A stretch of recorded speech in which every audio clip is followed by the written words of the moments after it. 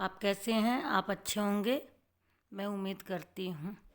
आप हिंदी साहित्य with Archana channel पर आकर हिंदी साहित्य की क्लास लीजिए और इसमें यूजीसी नेट में लगे हुए निबंध को मैं पढ़ा रही हूँ। इसमें मैं काफ़ी निबंध को पढ़ा चुकी हूँ। आप इस समय मैं निबंधकार कुबेरनाथ राय की निबंध उत्तरा फाल्गुनी के आसपास 1973 ईस्वी को पढ़ाने का प्रयास की हूँ। आपको क्लास अच्छी लगे तो आप कमेंट करके मुझे बताइएगा। तो और भी इसमें देखिए जो भी है इम्पॉर्टेंट पॉइंट, 15 पन्ने का निबंध पूरा नहीं आता है परीक्षा में, पॉइंट से क्वेश्चन आते हैं। जितने पॉइंट से क्वेश्चन आना था मैंने सारे पॉइंट से क्वेश्चन बनाया है। तो एक एक पॉइंट आप उसको पढ़ लीजिएगा। और यह नोट्स आपके लिए मैं पूरा नोट्स दे रही हूँ। यह एग्ज़ाम नज़दीक है 29 जून को, और ताकि आप अच्छे से एग्ज़ाम दे पाएँ। पूरा निबंध 10 पन्ने का पढ़ना आवश्यक नहीं होता है। उत्तरा फाल्गुनी के आसपास 1973 की रचना है। और शुरुआत की पंक्ति देखिए, ज़रूर याद रखना चाहिए। वर्षा ऋतु की अंतिम नक्षत्र उत्तरा फाल्गुनी है। हमारे जीवन में गदह पचीसी सावन मन भावन बड़े मावन जो है वो बड़ी मौज मस्ती उसमें रहती है।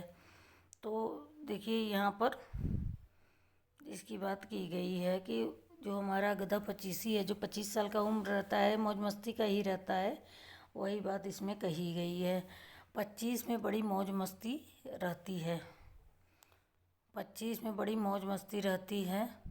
27 के आते घनघोर भाद्रपद के असली संकेत मिलने लगते हैं। मतलब 27 में की उम्र में क्या होता है, जैसे 22 साल की उम्र में बच्चे ये में पास हो जाते हैं, तो उसके बाद उन्हें 4-5 साल तक परिवार सोचता है कि कहीं कुछ हो जाएगा इसका, लोग प्रेम से रहते हैं परिवार में। लेकिन 27 से 30 जो होता है इसमें मतलब लोग नहीं होता है अगर बच्चों का, तो वह कठिन समय होता है। लोग कह देते हैं कि परिवार भी कहता है जाओ भाई नौकरी वोकरी करो अपना, कहीं भी हम नहीं पढ़ा पाएंगे। और बच्चों को भी टेंशन हो जाता है कि सही बात है 5 साल का दिन बीत गया, मेरा कहीं सिलेक्शन नहीं हुआ, तो बड़े ही टेंशन में रहते हैं। तो 27 के आते आते घनघोर भाद्रपद के असली संकेत मिलने लगते। जैसे घड़घड़ाहट नहीं होती भादों में, बादल जैसे गरजता है भादों बरसात का समय में, वैसे ही दिमाग में 27वें में कि जब उम्र में रहता है तो बड़ी घबराहट होती है। वही बात यहाँ असली संकेत मिलने लगते हैं भाद्रपद के। 30 वर्ष के में विद्युतमय भाद्रपद काम क्रोध मोह तमित सुख भोगते हैं। मतलब 30 वर्ष होता है तो लोग सब कहते हैं कि सभी को वही लगता है कि मेरी शादी हो जाए, मेरा परिवार हो जाए। और क्रोध भी आता है अगर काम मतलब सही से आपकी नौकरी वोकरी नहीं लगी, अगर कुछ कोई बोल देता है तो क्रोध भी उस समय बहुत लगता है। और मोह माया तमित सुख, मतलब सभी चीज़ों की इच्छा होती है और लगता है कि शादी ब्याह भी अब कर लिया जाए। जिसका लग जाता है जॉब तो अच्छी बात है, और जिसका नहीं लगता है वो किसी तरह सोचता है हो जाए। मतलब बड़ी टेंशन वाला जीवन 27 से 30 का जो रहता है बहुत। इसी वर्ष अपने स्वभाव में सिर शिक्षा कृतार्थ होती है। मतलब आपका जैसा ज्ञान है, जैसी आपकी पढ़ाई है, जैसा आपका स्वभाव है, उस हिसाब से शिक्षा भी पूर्ण हो जाती है 30 वर्ष के। गदह पचीसी और को मधुमदनी गंधनी कहते हैं। गदह पचीसी जो 25 साल की उम्र होती है, और यह मधु मतलब अच्छी होती है। 25 साल मतलब पढ़ाई भी कंप्लीट हो जाती है, पारिवारिक प्रेशर भी बहुत नहीं होता है, और 25 साल की उम्र बड़ी बड़ी मौज मस्ती की रहती है 25 साल तक। उसके बाद टेंशन बढ़ता है। 40 लगते लगते भाद्रपद के अंतिम नक्षत्र उत्तरा फाल्गुनी में प्रवेश कर जाते हैं। मतलब जो 40 वर्ष की उम्र है उसमें उत्तरा फाल्गुनी में मैं प्रवेश कर जाता हूँ। मतलब सभी काम हो ही जाता है। 1-2 बच्चे होने हैं, शादी होना है, 32 साल में हो गया, 2 बच्चे होने हैं, वो भी 36-37 साल के अंदर हो जाते हैं। अब 40 आ जाता है तो अब भविष्य की चिंता लोगों को सताने लगती। जो 40 वाले जब 40 उम्र होते हैं तो उन्हें लगता है कि सिर पे क्या होता है, धीरे धीरे सफ़ेद बाल निकलने लगते हैं। वही इस पे लिखा है कि उत्तरा फाल्गुनी में प्रवेश कर जाते हैं और 2-4 वर्ष बाद अर्थात उत्तरा फाल्गुनी की अंतिम चरण में जरा और जीर्णता की आगमन का समाचार काल तुरंत दूर से ही इन्हें आकर दे जाता है। तो यहाँ पर यह है कि 40 साल के बाद जब आदमी जाता है तो बाल उसके पकने लगेंगे, दांतों में दर्द हो जाएगा, घुटने में दर्द हो जाएगा, धीरे धीरे कुछ ना कुछ विकार शरीर में आना शुरू हो जाता है और आदमी को और टेंशन बढ़ती है कि भाई जो मेरे बच्चे उच्चे हैं हम उनके लिए कुछ कर उड़ दें, मेरी तबीयत देखो ख़राब होने लगी है। वास्तव में सृजन संपृक्त सावधान सतर्क सचेष्ट कर्मठ जीवन जो हम जीते हैं वह 30 से 40 वर्ष के बीच में होता है। जो 30 से 40 वर्ष के बीच में ही हम लोग सावधान संपृक्त सतर्क जीवन जीते हैं और 40-45 वर्ष उत्तरा फाल्गुनी का काल है। इसके अंदर निक्षेप करते करते ही शरीर की चतुर्मियों में थकान आने लगती है। अस्थि जायते वर्धते, ये तीनों धीरे धीरे शांत होने लगती है। इसके विपरीत 3 विपत्रिणाएँ अपक्षीयते विनश्यति प्रबल हो जाती हैं। 35 वर्ष के बाद शीश पर कास फूटने लगता है, मतलब शुरू हो जाता है, बाल वाल पकड़ने लगता है आदमी को। इसे कहते हैं आदमी में मैच्योर हो गया है अपने आप में। भाई 30 साल में शादी वादी हो जाती है तो 35 साल में लोग जिसकी जॉब उब रहती है अपने बीवी बच्चों का खर्च वहन करने लगते हैं, मतलब वह शीश पर कास फूटने लगता, मतलब मैच्योर हो जाता है, जीवन का उसे चिंता हो जाता है। वातावरण में लोमड़ी बोलने लगती है, सुख सारिका उदास हो जाती हैं, मयूर अपने श्रृंगार कलाप का त्याग करता है। जिस उम्र में जीवन की सार्थकता निर्भर है 25 से 40 और अधिक से अधिक 45, मतलब 25 से 40 तक का जो जीवन है वही इसमें सार्थकता निर्भर है। उसी को बहुत ही सतर्क ढंग से बिताना चाहिए।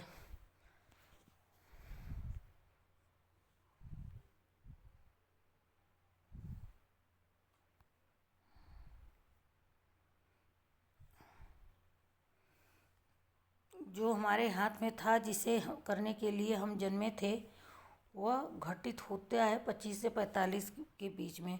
भाई जिसको डीएम बनना है, जिसको एसपी बनना है, जिसको टीचर बनना है, जिसको प्राइवेट नौकरी करना है, किस उम्र में करता है, वह जो उसके नसीब में रहता है और जो उसको मजदूरी ही करना है। तो बच्चा आदमी 25 साल तक, 26 साल तक, हम लोग अधिक से अधिक 27 तक, उसके बाद उसे जीवन का बोझ उसके ऊपर आ जाता है अपना। फिर अपने जीवन का, माँ बाप का धर्म है शादी ब्याह करने का, और आपको प्राइवेट ही नौकरी करके जीवन निर्वाह करना है। भाई आप नहीं अच्छे से पढ़े हो तो बहुत अच्छी ज़िंदगी नहीं, प्राइवेट कंपनी में जाके नौकरी करो और अपना पेट भरो, धीरे धीरे अपने परिवार का भी अपना परिवार बसाओ। तो यह जो है 25 से 45 के बीच में, इसके बाद ही मन बुद्धि में वानप्रस्थ आने लगता है। इस 25 से 45 वर्ष की अवधि में ही असल हीर रहती है। तीसोत्तरी के वर्षों का स्वभाव सांड पर चढ़ी तलवार की तरह क्रोध आता है, मतलब कि सांड पे चढ़ी तलवार जैसे जो धनुष रहता है, धनुष बाण क्रोध में, उसी तरह रहता है तीसोत्तरी वाला उम्र। जो 30 से 40 के बीच में रहता है एकदम क्रोध उसमें रहता है, 27 से 40 के। लेखक दक्षिण भारत में के एक मंदिर में एक ब्रह्मा की तीसोत्तर युवा मूर्ति देखी है। मतलब उनका कहना है कि जो हमारे सृष्टिकर्ता हैं ब्रह्मा, लेखक का कहना है वह युवक है, हाँ वो बुढ़ा नहीं है। जैसे ब्रह्मा कहते ही ब्रह्मा की मूर्ति अक्सर करके हमेशा साधु के वेश में आप लोग देखे होंगे, बड़ी बड़ी दाढ़ी रहती है और सिंहासन पर बैठे रहते हैं। लेकिन लेखक कहता है कि दक्षिण भारत में एक मंदिर में एक बार ब्रह्मा की तीसोत्तर युवा मूर्ति, मतलब वो जवान वाले ब्रह्मा की मूर्ति देखा था। तो जो मेरा सर्जक है, जो मेरा सृष्टिकर्ता है, वह निश्चय ही चीर युवा और जर्जर वृद्ध नहीं होगा। जो सर्जक है, पिता है, प्रोफेट है, नई लीग का जनक है, प्रजाता है, वह मतलब बुढ़ा नहीं है। वास्तव में 30वां वर्ष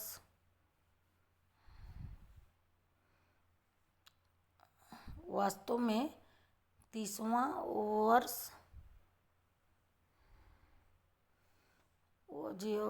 वर्ष जीवन के सम्मुख फण उठाए एक प्रश्न चिन्ह में को उपस्थित करता है। जो 30 साल का उम्र है वह एक प्रश्न चिन्ह के रूप में रहता है। भाई जो 27 से 30 वाले में लोग क्या करेंगे, भाई आपका लड़का क्या कर रहा है, उसकी पढ़ाई कहाँ तक हुई, आपकी लड़की क्या कर रही है, भाई शादी वादी कर दिए। तो क्या होता है, हर आदमी प्रश्न चिन्ह खड़ा करता है।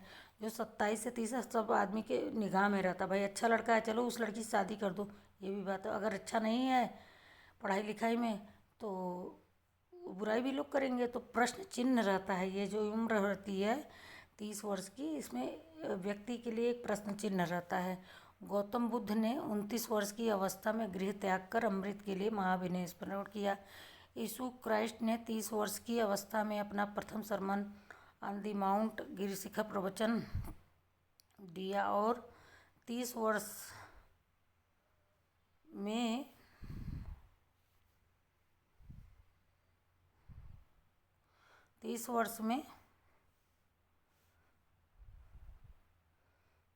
के 30वें वर्ष में उन्हें सूली सलीब पर चढ़ा दिया गया।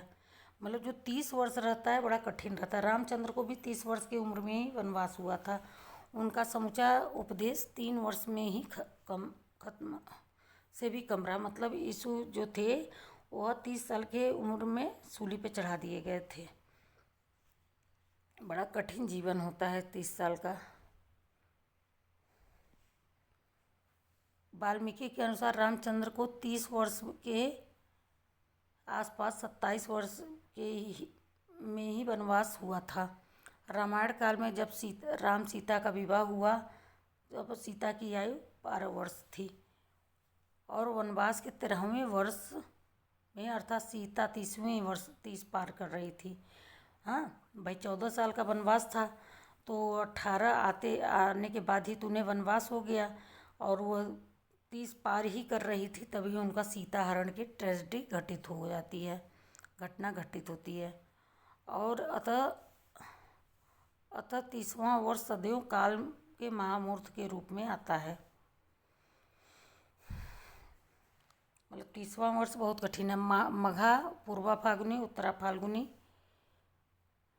या 3 नक्षत्रों की इसमें चर्चा हुई है। देखिए बहुत ही इम्पोर्टेंट है। इसमें मघा नक्षत्र, इसमें पूछ लेगा कभी कभी किस किस नक्षत्र की चर्चा हुई है या पहले किसकी चर्चा हुई है, तो पहले मघा की, फिर पूर्वा फाल्गुनी की, फिर उत्तरा फाल्गुनी की। और सबसे रद्दी और कंडम कौन सी नक्षत्र है? पूर्वा फाल्गुनी। यह क्वेश्चन आ चुका है।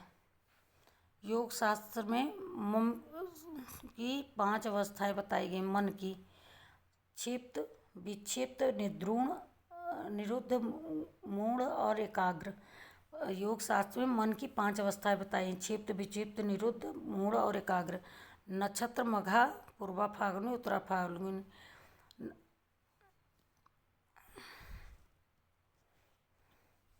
30वां 73 दशक जीवन का घनघोर कुरुक्षेत्र है। 5 o'clock, 5 बज गए हैं, लेखक बोलता है। मतलब कि जैसे शाम होता है 5 बजे तो आदमी कहता है अरे चलो आज का दिन अब बीतने वाला है, जल्दी से चलो भाई काम कर लो, ड्यूटी छुट्टी हो गई। तो 73 दशक जो होता है जीवन का घनघोर कुरुक्षेत्र होता है। मतलब एकदम हिला देता है कि आपको अपना जीवन बहुत, मतलब आदमी अपने आप को एकदम आप सतर्क हो जाइए, अब बच्चे नहीं रह गए हैं। हर आदमी, अगर आप नहीं सतर्क होंगे तो आगे का जीवन आपका अच्छा नहीं बीतेगा। 40 लगने के बाद 45 तक यथा स्थिति उत्तरा फाल्गुनी चलती है। दोस्तोयेव्स्की का कथन है जिसने 40 के बाद जीवन को धिक्कार दिया था। दोस्तोयेव्स्की ने 40 के बाद जीवन को धिक्कार दिया था। यह क्वेश्चन नहीं बना है। 40 के बाद जीवन को किसने धिक्कारा है उत्तरा फाल्गुनी में? तो दोस्तोयेव्स्की का कथन है, मैं 40 वर्ष जी चुका, 40 तक ही तो असली जीवन काल है। तुम जानते हो कि 40वां मतलब चरम बुढ़ापा, अस्वस्थता है। दरअसल 40वें ज़्यादा जीना असभ्यता है, अश्लीलता है, अनैतिकता है। इतना भी कह दिए कि मतलब 40 से ज़्यादा नहीं जीना चाहिए। इसीलिए काफ़ी मेहनत करो, 25 साल की उम्र में सफल हो जाओ। 40 के बाद धीरे धीरे कभी भी आदमी कुछ हो सकता है, तो 40 के बाद जीना बहुत अच्छी बात नहीं है। अथवा 40 के आगे मूर्ख और व्यर्थ लोग जीते हैं, इतना भी कह दिए हैं। 40 वर्ष के बाद जीवन के सहज क्षणों में परिवर्तन, परिवर्धन, सर्जन और आत्मिक और मानसिक क्षय हानि होती है। साठे तब पाठे की युक्ति की कमी। मैं इस समय 72 वर्ष, मतलब इस समय लेखक जो है वह 72 वर्ष 1972 में ईस्वी में, मैं इस समय 1972 में शताब्दी से अपना 38वां पावस झेल रहा हूँ। 1972 ईस्वी में, मतलब जो कुबेरनाथ राज जी थे वह लमसम 32-33 की उम्र में पैदा हुए थे। तो इनका 1932-33 का इनका जन्म है और कुबेरनाथ राय का जन्म शायद 32 में ही, 32 या 33 में हुआ है। और वो 38वां पावस, मतलब 38 साल के थे। तो वो भी उत्तरा फाल्गुनी में चल रहे थे, मतलब जिस समय बच्चे बच्चों की चिंता आदमी करने लगता है, बाल बच्चे वाला हो जाता है, उस समय की में ही वो थे लेखक भी। भादों की पहली नक्षत्र मघा। मघा अगाध जल है, पृथ्वी की तृषा मघा के जल में तृप्त होती है। मघा नक्षत्र में धरती का प्यास नहीं बुझाती तो अगली साल तक इंतजार करना पड़ता है। न परिणाम में बल्कि गुणों में भी मघा का जल श्रेष्ठ है। मतलब गुणों में भी मघा का जल श्रेष्ठ है। और मघा में कभी और किसान सो कवि और किसान स्तव गान करते हैं। कवि है, यहाँ टाइपिंग एरर है। स्नान स्तव गान खूब करते हैं। बरसे मघा झकोरी झकोरी मुरी दुई नयन चुए जस ओरी। मघा बरसो माना दूध मधु बरसा। मघा, इसमें सबसे खराब नक्षत्र पूर्वा फाल्गुनी को रद्दी और कंडम कहा गया है। इस चीज़ को मान लीजिए। मघा और उत्तरा फाल्गुनी वो अच्छा नक्षत्र माना गया है लेखक के अनुसार। मघा के बाद पूर्वा फाल्गुनी नक्षत्र आती है जो बड़ी ही रद्दी और कंडम नक्षत्र होती है। कंडम यानी इसका पानी खेती के लिए हानिकारक तो है ही। उत्तर भारत में बाढ़ वर्षा का प्रभाव भी इसी नक्षत्र में सर्वाधिक रहता है, इसलिए उत्तर भारतीय किसान इस नक्षत्र को कीर्तिनाशा या कर्मनाशा नक्षत्र मानते हैं। इसके बाद आती है उत्तरा फाल्गुनी, भाद्रपद की अंतिम नक्षत्र, जो सबसे पावस मघा के बाद दूसरी उत्तम नक्षत्र है। मघा के बाद दूसरी सबसे उत्तम नक्षत्र कौन सी है? उत्तरा फाल्गुनी। इसका पानी स्वास्थ्यप्रद और सौभाग्य कारक होता है। कौन? उत्तरा फाल्गुनी का। मघा के बाद दूसरी सबसे सर्वोत्तम नक्षत्र है उत्तरा फाल्गुनी। ग्रीक दार्शनिक का कथन है, एक नदी में आप दोबारा हाथ नहीं डाल सकते क्योंकि नदी की धारा क्षण प्रतिक्षण और ही होती जा रही है। मेरे गुरु के नाम से लेखक उल्लेख करते हैं। मेरे गुरु इन्हें कहा है, मतलब ये लेखक अपना गुरु इन्हें माना है। गांधी, विवेकानंद, विद्यासागर और सर आशुतोष की चर्चा की है गुरु के नाम से। अब उनको गुरु किसे माना है? 2 लोगों का नाम दे देगा, आप बताइए, 4 लोगों का नाम रहेगा। तो नई पीढ़ी के दार्शनिक हैं ह्यूबर्ट मार्क्यूस, चेगुवेरा, वेंटिक कोहन। यह आदि पुरानी पीढ़ी का प्रतीक है जो पुरूरवा नई पीढ़ी का प्रतीक है। पुरूरवा रौं आवाज़ों को निर्मित करने वाला। 1922 में लेनिन ने लिखा था, उस सारी सभ्यता संस्कृति को जो पूंजीवाद स्वीकार कर रहा होगा हमें भी स्वीकारना होगा। उसके द्वारा ही साम्यवाद गढ़ना होगा। मारो गोली सदा पुरानी बकवास है। मारो गोली सब बुजुर्गवा बकवास है। मतलब यहाँ टाइपिंग है, सब बुजुर्गवा बकवास है। मतलब यह कहना क्रांतिकारियों का पितामह लेनिन का है। इस युक्ति को कट्टर बंगाली नरेंद्र नाथ राय पुस्तक शेक्सपियर हिज ऑडियंस के पृष्ठ 49-50 पर उल्लेखित किया गया। और देखिए, इसमें जो मैंने आपको पढ़ाया है बहुत छोटी क्लास दी है और सारे इंपॉर्टेंट क्वेश्चन, अगर ये अंतिम क्वेश्चन से लाइन से उठा देगा कि इस युक्ति में कट्टर बंगाली नरेंद्र नाथ राय ने अपनी किस पुस्तक में मतलब इसका उल्लेख किया है, तो हिज ऑडियंस किसकी पुस्तक है? तो नरेंद्र नाथ राय की। शायद ये वाला क्वेश्चन आ भी चुका है। तो जितने क्वेश्चन में बन सकता है, मैं इसमें लेनिन की चर्चा हुई है, आप लोग ये ध्यान रखिएगा किसकी किसकी इसमें चर्चा हुई है।